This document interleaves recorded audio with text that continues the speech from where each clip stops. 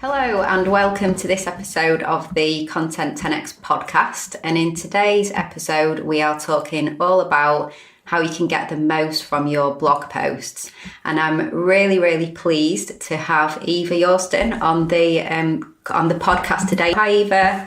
Hi Amy, how are you doing? I'm good. How are you? I'm really well, thank you. Thanks so much for having me on. The very first guest of the podcast. Oh, thank you. It's an honour. So it's an honour to have you actually. So this is just a topic that really fascinates me because usually we talk about repurposing content and we take it into a different format. So with blog posts, you might say we'll turn it into videos and visuals, but I love the concept of actually keeping it a blog post and blog syndication. So that's why I wanted to bring you on, because you're an expert in blogging. What is blog syndication? So blog syndication is basically the process of republishing a blog that you have already published on your own website onto other third-party websites.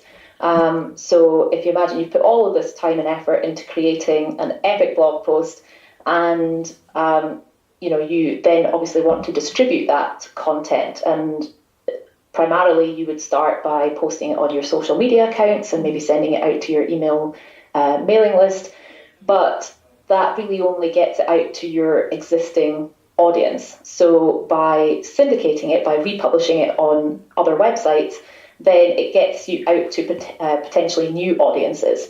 So that's really what blog syndication is all about.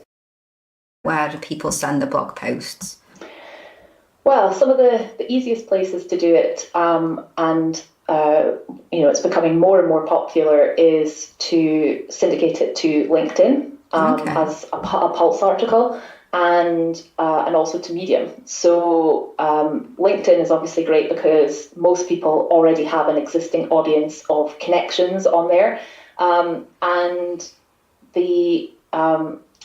you could obviously just post a link to your original article on your blog, but by posting it as an article within the LinkedIn ecosystem, I think LinkedIn is more likely to put that in front of your connections in the news feed, because it obviously wants people to stay on their platform for as long as possible, so they're going to favour their own content, and it just means that more people potentially might read it than if you just posted the link to your original blog, because it takes the posting it to your website would take them away from LinkedIn, which a lot of people just won't bother to do. So by keeping it within LinkedIn, you can perhaps capture more readers.